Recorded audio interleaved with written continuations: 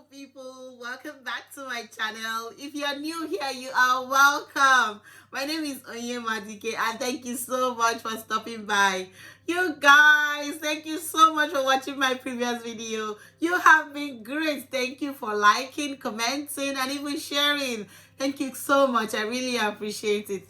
So in today's video, I'm going to tell you all about my application process to study in the UK and everything else in between. So if it sounds like what you're interested in, please stay tuned. So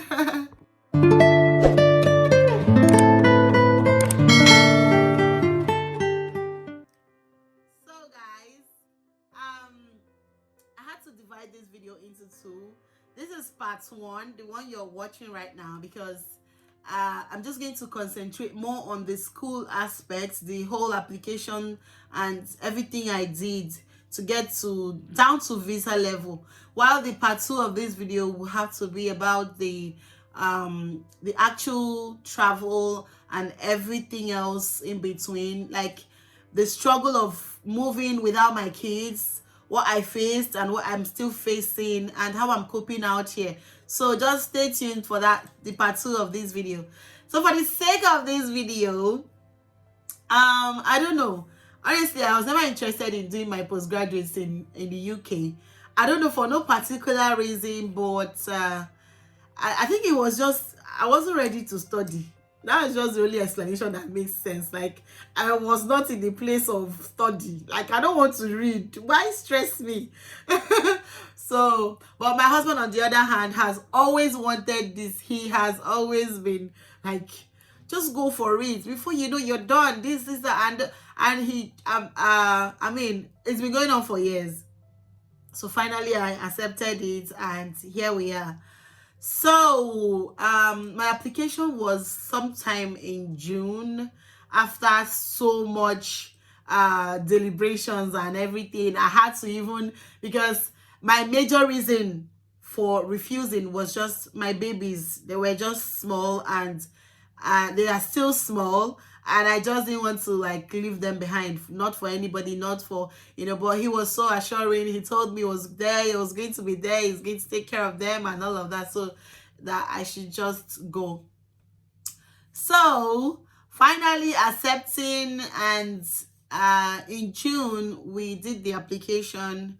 And because I have a sister in the UK, I had to like consider a school in her own area. So that's how I ended up in Birmingham in the first place. And then in Birmingham, we had to like choose which of them. So we had Birmingham City University and University of Birmingham.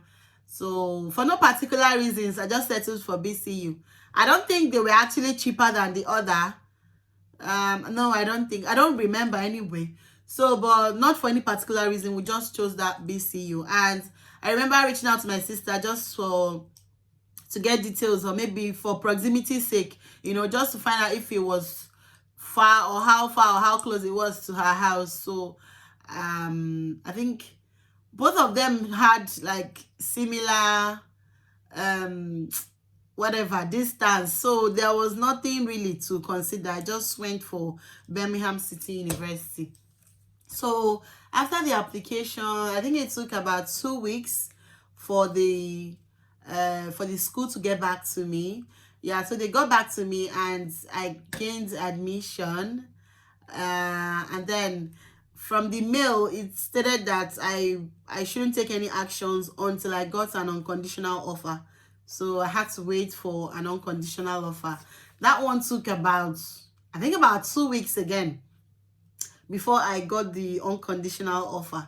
So before then, while I applied, a very good friend suggested I use an agent. I mean, you know, those people that help students and all of that, package the whole travel documents and stuff. Yeah, so she recommended one, and I actually reached out to the person and had to transfer my application to her. So the school made me sign something to prove that I actually give her permission to take over the application, which I did. So when the unconditional offer came out, I sent all of the details and everything to her. So she was supposed to like be in charge of the application and just let me know what I need to do and when to do them. So moving on, after the unconditional offer, and let me not even start on that woman because she kind of frustrated my life, and I don't want to make this video about her because how I was even able to put up with her is like a miracle. Like, I did not fall out with her for one day. She was just a very serious snob. Like, I don't know who does that kind of thing. This is a service you're being paid for. It's not like it's something you're doing for free. I mean, and I don't know how I even put up with that woman. Seriously, yeah, I need to be given an award or something. I don't know how I did it, but I kind of did. So she almost frustrated my whole process and, in fact, my life as well. So I just kind of ignored her. I went on with my stuff. So after the unconditional offer,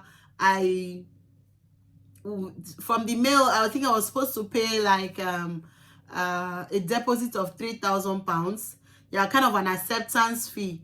So we did that, and what was the next step? So after the payment, I sent the receipts back to student engagement or whatever admissions team. So they got back to me saying I was supposed to wait for something called precast interview. CAS is like the letter you need to go to the embassy, like to apply. So for Birmingham City University, they do a precast interview, kind of trying to know how worthy you are of the CAS letter, kind of. I thought it was unnecessary then, but then I still think it is because, you know, they are just like trying to make it known that it's not just about your money. Not like I have the money to go to school, so I'll just carry my bag and start going. They really need to know that you are serious about this thing, and they need to know how relatable that course, whatever course you want to do, is to your previous degree. So that's just what that precast thing was all about.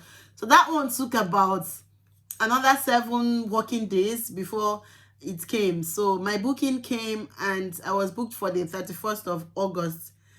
And school was supposed to resume in September. As at August, I was still like, I don't know.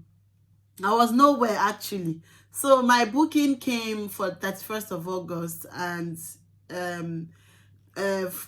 when the mail came, there was this lady, I think she was in charge of African students, like admissions team, African students or whatever. Her name was Victoria. Bless you, Vicky. So she was really nice. She sent me a few details about the interview and all I needed to know, and then added me to a WhatsApp group, which is still existing right now. Yeah, so, and that group was really helpful.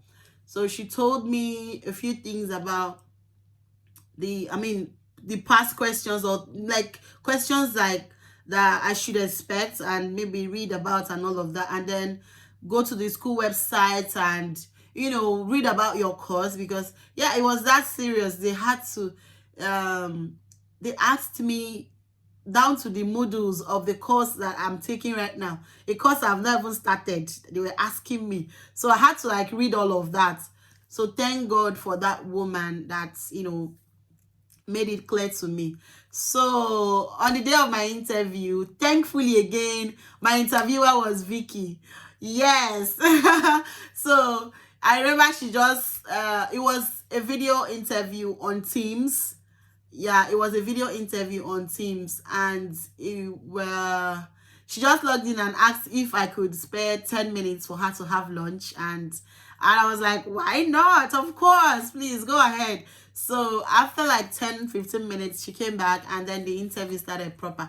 So everything was going well until the very last phase of the interview, where I was asked for the account statement. So I presented my account statement, the exact amount I had in my account, and it turned out that it was not enough. You guys, that's where my struggle started. The money in my account was not enough, and I did not know about this. So To be precise, I think I had a little over 7 million or so in my account, and it was my personal account I used. So I didn't know I needed more than that. So, and the lady was, she was really nice. She had to pause because this was a recorded section. She had to pause the section and, try to look for a way to help me. So she asked if I had an agent, which I mentioned, and she was surprised because that lady was actually popular in this whole arrangement. Like, she was popular in the admissions team, BCU. Like, she was a known agent that has been working for them for years. So I don't know why it was just different in my own tone. I don't know. So she suggested that the only thing I could do was to clear all my tuition and clear all my tuition so that the money I had then would be enough to sustain me or whatever thing that they were looking out for. So basically I was going to pay for tuition when I'm not even sure of getting this CAS letter. I'm not even sure if I'm going to pass it. I am not sure if I'm going to even get visa. So now I'm going to be made to pay. My school fees last year was £13,200. So I don't know how much you want to use to call the conversion rate you want to use. So that's what I had to pay. So I had to pay that tuition so that whatever I had in my accounts would still be enough, even over. So that was her suggestion, and in fact that was the only option I had. So she was really kind to explain everything to me. She showed me, she had to share her screen with me, like a breakdown of what they are looking out for and everything. Oh my goodness, bless you again, Vicky. So she told me everything I needed to know, and then promised to reschedule me for another interview. Who does that? Seriously. So she rescheduled me for another interview, and while holding on to my already existing answers, I didn't have to go through the stress of reading or maybe trying to refresh my memory again, because most of what I did then was just cram work, to be honest, because I had no time and I just I was reading to pass. Besides, what am I even going to read to understand in a course I have not started? So I kind of just went onto the school website and crammed all I could and every other thing.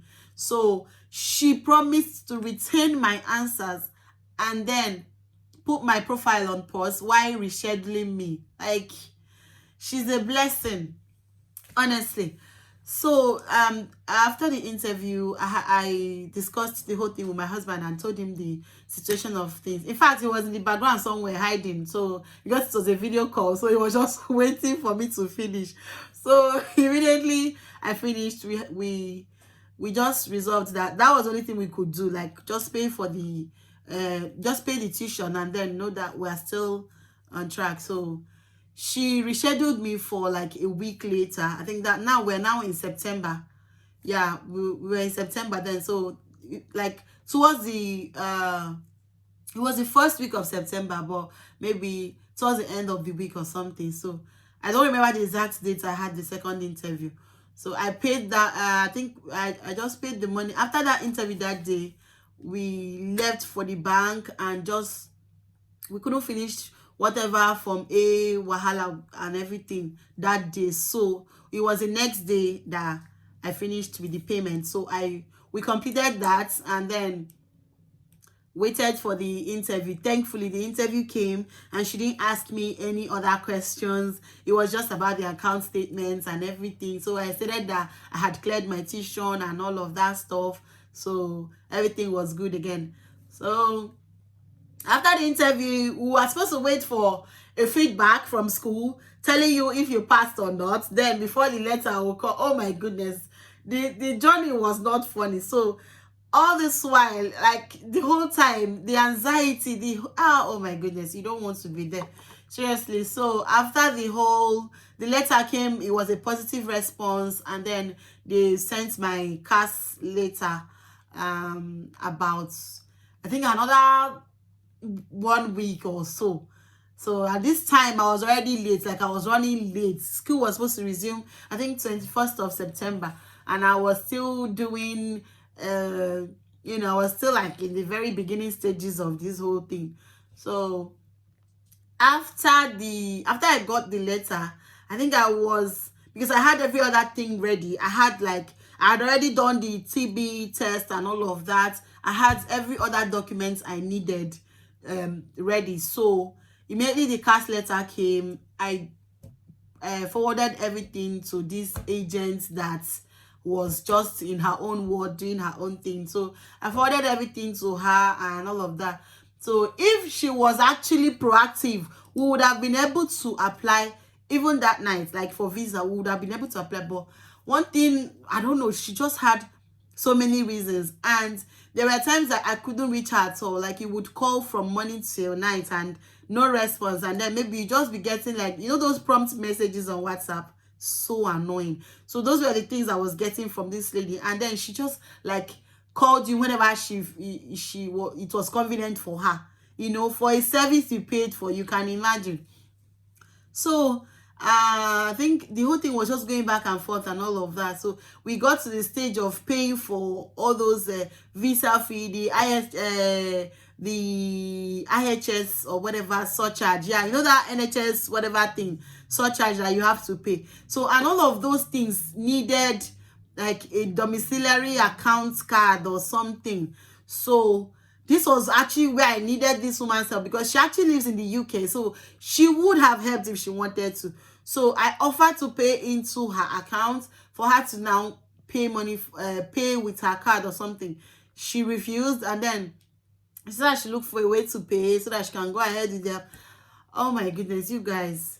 So long story short, I had to reach out to my sister, and this was like during work hours, and I was very certain that she would be at work, and there's no way she's going to, like, how on earth was she going to even attend to me right now? So thankfully, the last minute, because at this point now we were struggling to even apply, was a problem. The number of students that were on this site at the time, like, to even access your link or whatever, was a struggle, a major struggle.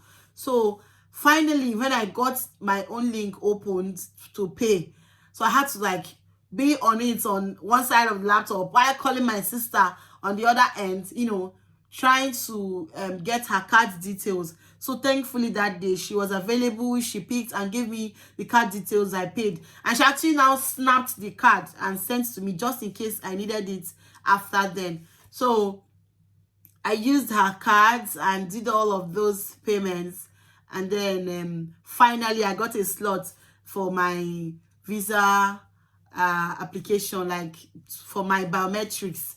So, and I did the priority service, because at that time doing the regular 3 weeks long one was just like not even like, it wasn't a reasonable thing to do. So I did the priority service, and it was for 5 days.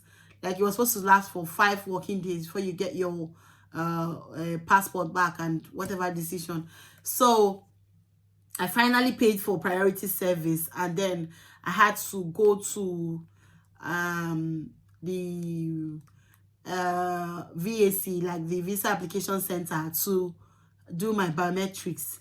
That one, I'm going to include it in the part 2 of this video, because the struggle for doing biometrics, oh my goodness, that's like, in fact, I should dedicate a whole video to that particular journey, because you guys really need to know the struggles I went through. So after the whole I think after submitting and everything else about the visa application, I was now like at least 50% ready for school. So I had to get back to students engagement. All this while, whatever process, whatever stage I was at, I was updating them, so that just in case I am late or too late for, I think the only thing I missed was induction and all of that stuff, because we had started lectures even while I was still in Nigeria. We were doing lectures on MS Teams, so it was fine. I wasn't missing a lot. So I just missed some of the physical activities, which I don't think mattered a lot. So everything was fine. So at every stage I was updating the students' engagement, and they were taking note of it. So after the application, it took exactly 5 days for my passport to after like 5 working days, yeah, I got a mail that my passport was ready for collection. And that again is another story for another day. You guys, the number of flights I missed, the number of flights I had to cancel, just, going back and forth with DHL. I had another different experience with DHL. I will tell you that in another video. You guys really need to stay on this channel. This is a place to be, because if you're planning to move to the UK for studies or with your family and all of that, this is actually something you can do for yourself. You guys, you don't really need all these agents that end up frustrating you and eating your money. You don't need them. This is actually something you can do for yourself, because at the end of the day, I paid, that woman charged me, I think it was about £140 or so. Yeah, like 100K, 100,000 naira. So, which I paid before the job even started. So, imagine paying for something, you're not getting value for your money. At the end of the day, you will just be angry and frustrated and end up doing it yourself.